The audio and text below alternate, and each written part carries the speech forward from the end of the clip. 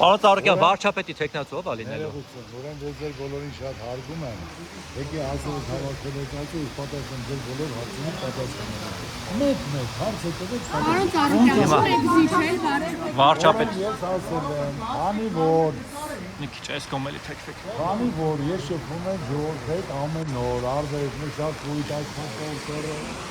բժիշկ, դասախոս, գյուղացի ու լսել եմ մարդկանց, որ մարդիկ ասում են,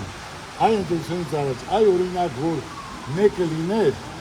ունե որ կայացած, բայց անձնական հարց չդներ, պաշտոնի չձգտեր։ Ձեզ եք նկարագրում պարոն Ծառուկյան։ Ասում որ չլներ, անձնական ինչ-որ պաշտոնի համար ձգտում չուներ, մենք համախմբենք իտքով, ինքը կանոնար ձևավորել, կազմակերպել, գնանք ընտրության եւ այս հարցերը կարծես միջակայքում։ Հիմի չկա, համար ասպեք 4 հոգի։ Ես այսօր ասում եմ, որպես Գայթ Ծառուկյան, անձնական ոչ մի հարց չունեմ,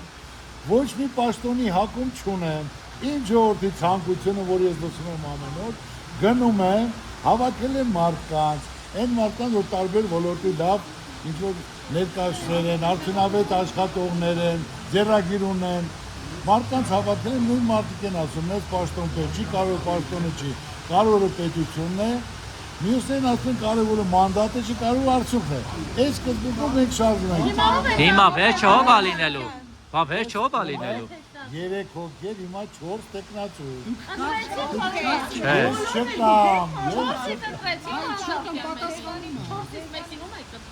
Ուրեմն ես ասեմ, որ դուք իմանաք, նա միաձայն չի ընտրվելու, եթե այսօր այսքան թիմը մեծ է, մարդիկ հավաքել են, ցանկացած տեխնացու իր ապրածով, իր արածով, իր արդյունավետությամբ կներկայացնի։ Մենք ժողովրդին կներկայացնենք,